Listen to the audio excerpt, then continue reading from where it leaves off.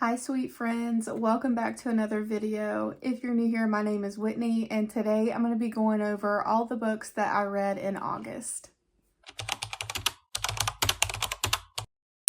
Okay, so in total I read 6 books in August and I DNF'd 1 book. So I'm going to talk about the book that I DNF'd first just to get it out of the way. And I will try to put a picture here of the cover. I actually listened to this through the audiobook on Hoopla, and it's called The Curious Charms of Arthur Pepper. I really enjoyed this on audio. I thought the narrator was great. However, there was one comment that was like, made a reference to male genitalia that I just didn't care for. After hearing that comment, I was just like, I'm gonna be done with this one. Another book that I read this month that I rated the lowest is The Lottery. I think a lot of people don't even give star ratings if it's like a short story, but I went ahead and gave it a rating of 2.5 stars. It was intriguing, but at the same time, it ended up being really disturbing. If you want to read The Lottery and you don't really want to know much going into it, maybe skip this part. But basically, if your name gets drawn for this lottery, you're going to be killed. And that's that. The next one that I read, and I'm probably going to get in trouble for this one. Not in trouble, but it's just not a popular opinion, I guess, but I read Authentically Izzy by Pepper Basham, and I am only going to be giving this book 3, maybe 3.5 stars. If you have never heard of this book before, it is a Christian, clean, closed-door romance book, and what drew me into this was that it had bookish elements to it, and the cover just looked really cute to me, and I had heard everyone raving about it. And I think the reason this ended up being such a low rating for me is that it's just not a book that's for me. I just don't think it's my cup of tea.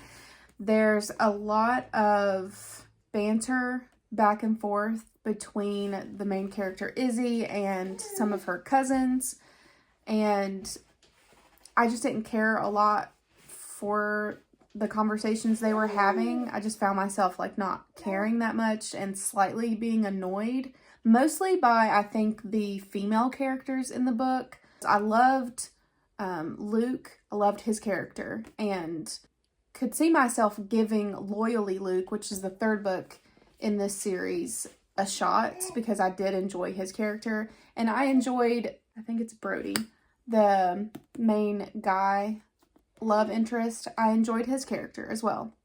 Izzy I found to be a bit dramatic, I guess, which was kind of annoying to me. Although there were some parts that, had me smiling in this book and even, giggling a little bit. And I do have some tabs in here from some quotes that I liked. This book is heavy on quotes and references to things. So if that's your thing, this could be for you. There's a lot of talk about the Lord of the Rings. The storyline for this book is Izzy is, against her own will, set up on this dating site called Heart to Heart by her cousin, Josephine, I think is her name.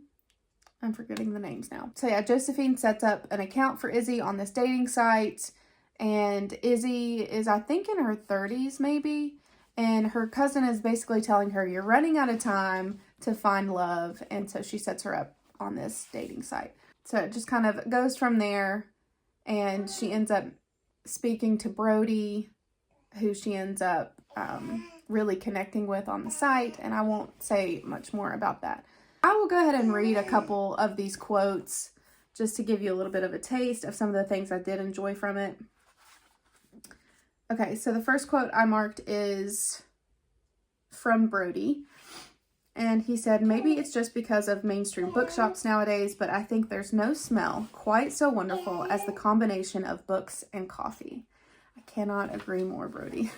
I actually went to Starbucks and got a coffee just to kind of perk me up to film this video. So that quote hits right now as I'm having my iced chocolate mocha. I need to get on the pumpkin train. I'm just not much of a pumpkin spice girl when it comes to my drinks. I love pumpkin pie, but anyway, tangent. I'll just read all the quotes because I don't have that many in here. You see, I've never traveled very far from home. The thought of flying terrifies me, but books have provided me continual journeys and adventures that my bank account could never finance. Same, girl. Same. Of course, I love nature too. I find in it, as so many authors describe much better than me, a remarkable and changing beauty, an ability to reset my perspective, and a reminder of a plan much bigger than my own. That's a good representation of the faith content that you'll find in this book. I found that to be exceptional as well. And I loved this quote. Is from Anne Frank. Anne Frank, a very nonfiction person, captures it best, I think. The best remedy for those who are afraid, lonely, or unhappy is to go outside, somewhere where they can be quite alone with the heavens, nature, and God, because only then does one feel that all is as it should be, and that God wishes to see people happy amidst the simple beauty of nature. That is so beautiful. I love that. I'll go ahead and talk about the Christian nonfiction book that I read this month. That's actually a goal of mine, is to read at least one Christian nonfiction book. And so the one I chose for this month is the book Think by John Piper. And I did really enjoy this book, and I'm giving this book a 4-star. I think it would have been a 5-star, but I think he kind of just gets into the weeds a little bit. But I do think that this book was encouraging, very thought-provoking, and just talking more about how we use our minds and our thought life to pursue and love God with all that we have. The main reason God has given us minds is that we might seek out and find all the reasons that exist for treasuring Him in all things and above all things. So if you need a good nonfiction book to add to your lineup, I think this one is really great. Oh, and probably get a dictionary at your side, because John Piper is very academic, very smart guy, and just uses all the big words, and you might learn a thing or two when you read it. I surely did. The next book I'm going to talk about is The Inheritance Game. It's a very popular book, so I'd be surprised if you hadn't heard about it. It is by Jennifer Lynn Barnes, and man, like, I really enjoyed this book, and I'm sad I actually won't be continuing on with the series because I just found some things in the book that didn't quite line up with my faith and my convictions on what I want to read and what I will tolerate in books. There was mention of, which this was more like sub-background type of characters that were in a lesbian relationship, and there wasn't anything explicitly mentioned, you know, like any sexual acts between the two women. It really just mentioned like, hey, these two characters were actually lesbians and they were together, even though, you know, people didn't really know about it. So there was that. And then there was also, yeah, girl. There was also what I would consider a pretty passionate makeout scene between two characters. So I didn't really care for that being in there. And so, but man, that storyline is just so good. So if you don't know anything about it, it's about this girl who is kind of down on her luck and starts actually living in her car towards the beginning of the book. Yeah. And then she finds out that she's inherited this rich dead guy's money and his assets, and that he has disinherited his family. But his stipulation is she has to move into his mansion. And the book just involves a lot of like puzzles and riddles and games, and there's a love triangle involved.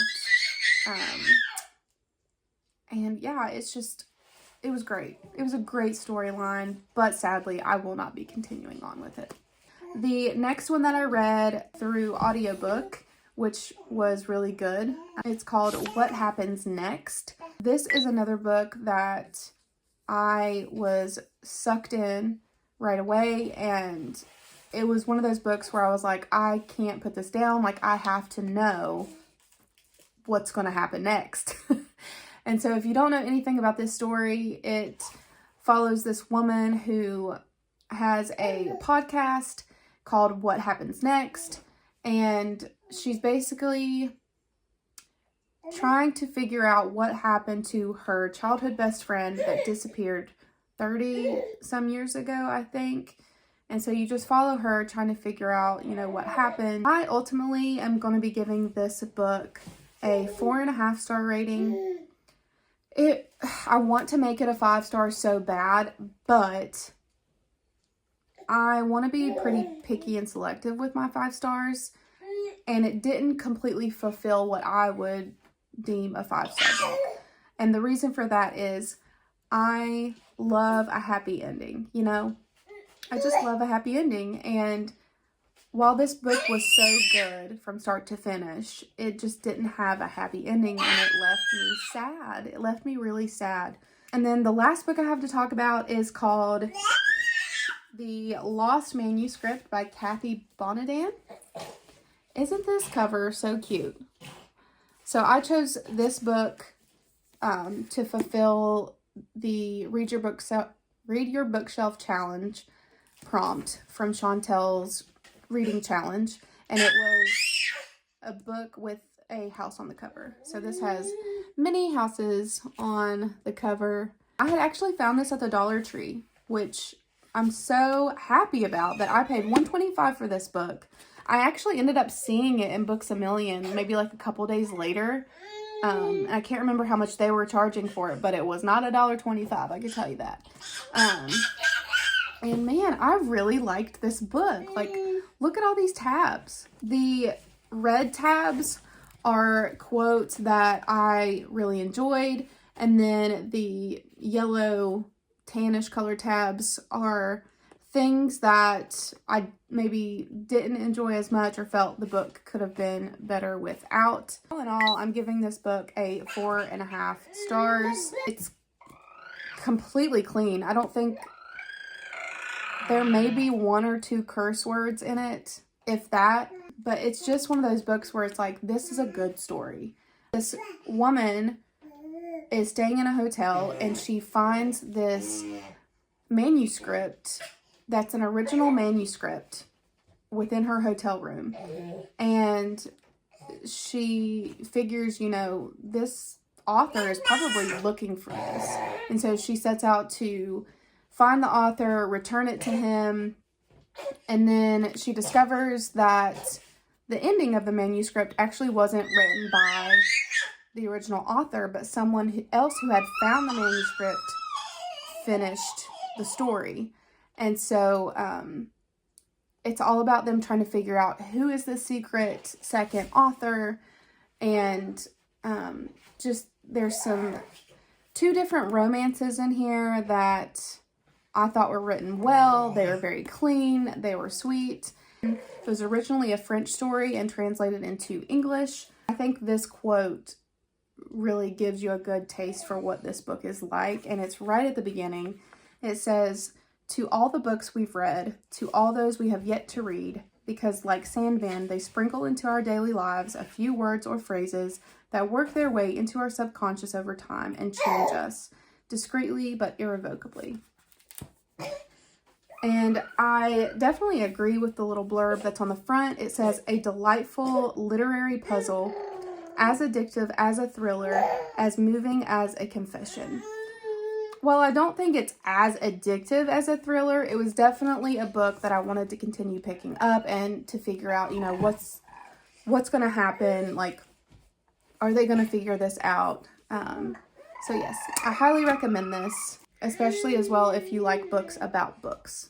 So, all right, guys, that was it. Those were all of the books that I read in August. And just let me know in the comments what is a book that you enjoyed in the month of August that you think I should read. All right, until next time, I'll see you guys in another video. Bye.